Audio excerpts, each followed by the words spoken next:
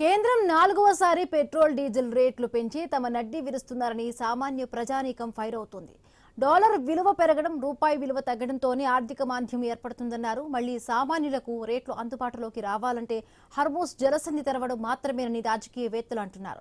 సామాన్య ప్రజానీకం కూడా పెట్రోల్ డీజిల్ వాహనాల వినియోగం తగ్గించుకొని ఎలక్ట్రిక్ వాహనాల వైపు మొగ్గు చూపితే ఇబ్బందులు ఉండవని అంటున్నారు. మరింత సమాచారం మా ఆదిలాబాద్ ప్రతినిధి శ్రీనివాస్ అందిస్తారు.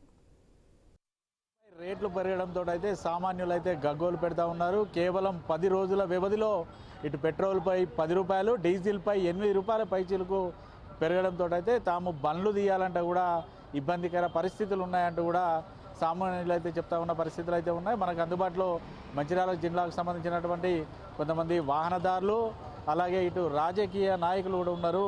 వారిని కూడా అడిగి తెలుసుకుందాం. సార్ చెప్పండి, ఎట్లా చూస్తారు? దాదాపుగా 10 రోజుల వ్యవధిలో రేట్లు అయితే పెంచారు. రానున్న రోజుల్లో కూడా ఇంకా రేట్లు పెరిగే అవకాశాలు ఉన్నాయి. 150 నుంచి 200 వరకు పెరుగుతుందనేసి కొంత ఆరోపణలు అయితే వస్తూ ఉన్నాయి. ఎలా చూస్తారు? బండ్లు తీసే పరిస్థితి ఉందా? ఇప్పుడు తీరా పాత పద్ధతులు అంటే సైకిల్ను మళ్ళీ ఎడ్ల బండి వాడే పరిస్థితి వచ్చే అవకాశం ఉంది. హార్మోజ్ జలసంధికి సంబంధించినటువంటి ఇరాన్, ఇజ్రాయెల్, అమెరికాకు సంబంధించినటువంటి యుద్ధ ప్రభావమే ఈ అన్ని దేశాల మీద పడుతూ ఉన్నది. ప్రధానంగా గల్ఫ్ ప్రాంతంలో ఉద్రిక్తతలు, మధ్య ఆసియాలో ఉన్నటువంటి ఉద్రిక్తల మూలంగా ఇవాళ క్రూడ్ ఆయిల్ ధరలు విపరీతంగా పెరగడమే కాకుండా సప్లైలో కూడా కొంత లోపం ఏర్పడడం వల్ల ఇవాళ దేశంలో తప్పనిసరి పరిస్థితుల్లో ఇవాళ ధరలు పెంచుకోవాల్సినటువంటి స్థితి ఏర్పడ్డది. ఇవాళ పెట్రోల్ మీద, డీజిల్ మీద 8 రూపాయలు, 10 రూపాయలు ఈ విధంగా పెంచుకోవడం వల్ల వినియోగదారుల మీద, ప్రజల మీద ఖచ్చితంగా భారం పడుతుంది. ఈ భారం పడుతున్నటువంటి సందర్భంలో ప్రజలు కూడా ఓర్చుకోవాలి, తప్పని పరిస్థితి. ఎందుకంటే ఈ కంపెనీలు ఇప్పుడు హెచ్పీ కావచ్చు, ఇండియన్ ఆయిల్ కార్పొరేషన్ కావచ్చు, ఐబీపీ కావచ్చు, ఇవన్నీ కూడా ఎవ్రీడే దాదాపు 750 కోట్ల నుంచి 1000 కోట్లు, 1200 కోట్ల దాకా కూడా ఆ కంపెనీలు నష్టపోతూ ఉన్నాయి. ఆ కంపెనీలు నష్టపోతున్నాయంటే కంపెనీలు ఎవరి మన ప్రజలకు సంబంధించినటువంటి ఈ యొక్క కార్పొరేషన్లు నష్టం జరుగుతుందంటే ఇవి దివాలా తీస్తే మనకి రేపు పొద్దున ప్రమాదకరమైన పరిస్థితి ఉంటుంది. కాబట్టి ఆ సంస్థలను కూడా కాపాడుకోవాల్సినటువంటి బాధ్యత మన మీద ఉన్నది. ఈ క్రూడ్ ఆయిల్ రిఫైనరీస్ చేస్తున్నటువంటి సందర్భంలో కూడా విపరీతమైనటువంటి ఖర్చులు పెరుగుతూ ఉన్నాయి.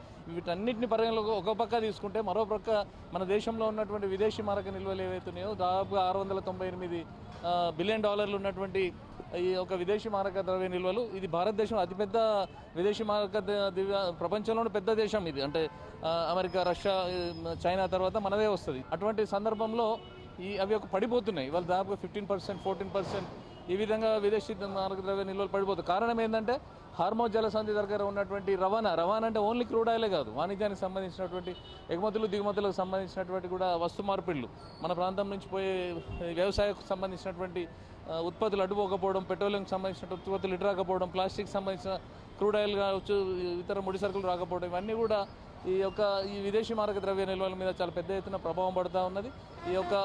అందుకే ప్రధానమంత్రి నరేంద్ర మోడీ గారు కూడా అదే చెప్పారు. హైదరాబాద్కు వచ్చినప్పుడు కూడా దేశంలో ఉన్నటువంటి ప్రజలందరూ కూడా ఈ యొక్క క్రూడ్ ఆయిల్కి సంబంధించి మధ్య ఆసియాలో ఉన్నటువంటి యుద్ధ ప్రభావంతో మనం అంతా పొదుపు వైపు వెళ్ళాలి అని చెప్పి, అంటే ఎలక్ట్రికల్ వెహికల్స్ వాడాలి. ఇప్పటికే ఈ దేశంలో ముందు చూపుతోటి ఇవాళ కేంద్రంలో ఉన్నటువంటి ప్రభుత్వము గతంలో ఉన్నటువంటి బొగ్గు పోయి డీజిల్కి వచ్చింది, డీజిల్ పోయి వాళ్ళ ఎలక్ట్రికల్ రైల్వేస్ వచ్చినాయి. అంటే భవిష్యత్తులో ఈ యొక్క ఇంధన కొరత ఏర్పడుతున్న ఆలోచనతో ఈ యొక్క డీజిల్ని బంద్ చేయాలన్న ఆలోచనతో రైల్వేస్ మొత్తం కూడా ఇవాళ దేశమంతా కూడా ఎలక్ట్రికల్ వైపు మళ్ళీపోయినాం. కాబట్టి మనం కూడా ప్రత్యామ్నాయంగా ప్రజలు కూడా ఈ పెట్రోల్ డీజిల్ తోటి మన ఇండియన్ ఎకానమీ లాస్ కావడమే కాకుండా డాలర్కు మన ఇండియా రూపీకి మధ్య తేడా కూడా పెద్ద ఎత్తున వచ్చింది. ఇవాళ 96 రూపాయల వరకు వాళ్ళ డాలర్ పెరిగిపోయింది. డాలర్ రోజుకి కూడా విపరీతమైనటువంటి డిమాండ్ వస్తుంది. కేంద్ర రాష్ట్ర ప్రభుత్వాలు మాత్రం పెట్రోల్ డీజిల్ పెరిగినప్పుడు కూడా వారికి వచ్చే, అంటే రాష్ట్రానికి కేంద్రానికి వచ్చే వ్యాట్లను తగ్గించడం లేదు. వ్యాట్ కనుక తగ్గితే మాత్రం కొంత సామాన్యులకు ఊరట కలిగే అవకాశం కూడా ఉంది. ఎట్లా ఈ విషయంలో ఏ రకంగా చూస్తుంది? ఎగ్జాక్ట్లీ ఇప్పుడు 32%, 30% అట్లా ఈ యొక్క రాష్ట్ర ప్రభుత్వాలు, ఆయా రాష్ట్ర ప్రభుత్వాలు, ఏ రాష్ట్రానికి ఆ రాష్ట్రము వ్యాట్ విధిస్తూ ఉంటుంది. కొన్ని బీజేపీ పాలిత ప్రాంతాల్లో తక్కువ ఉన్నట్టుగా తెలుస్తూ ఉన్నది. కానీ ఇవాళ కాంగ్రెస్ పాలిత ప్రాంతాల్లో కూడా ఇవాళ ఈ ఆర్థిక తుఫాన్ వస్తుందని చెప్తున్నటువంటి రాహుల్ గాంధీ ప్రధానంగా ఇవాళ ఆర్థిక తుఫాన్ రాకుండా కావాలంటే కాంగ్రెస్ పాలిత రాష్ట్రాలు అయినటువంటి వాళ్ళ తెలంగాణ కావచ్చు, వాళ్ళ కేరళ కావచ్చు, మన పక్కన ఉన్నటువంటి కర్ణాటక, కనీసం వీళ్ళ రాష్ట్రాలన్నా కాంగ్రెస్ పార్టీ యొక్క వ్యాట్కి సంబంధించి ఒక 15 రూపాయలు అట్లా తగ్గిస్తే ఈ పెరిగిన ధరలు ఏవైతున్నాయో ఈ ఇండియన్ ఆయిల్ కార్పొరేషన్ మీద పడే భారాన్ని ప్రజల మీద వేస్తున్న కేంద్ర ప్రభుత్వం పెంచిన ధరలకు ఇవాళ రాష్ట్ర ప్రభుత్వాలు కొంత సడలింపు వేస్తే ధరల ప్రభావం ప్రజల మీద ఉండకపోవు. ఖచ్చితంగా మేము తెలంగాణ వాసులుగా మేము డిమాండ్ చేస్తున్నాం. ఇక్కడ ఉన్నటువంటి కాంగ్రెస్ పార్టీ రేవంత్ రెడ్డి గారు ఖచ్చితంగా ఈ తెలంగాణలో డీజిల్, పెట్రోల్ మీద తీసుకుంటున్నటువంటి తీసుకునేటువంటి వ్యాట్ అత్యధికంగా తీసుకుంటారు.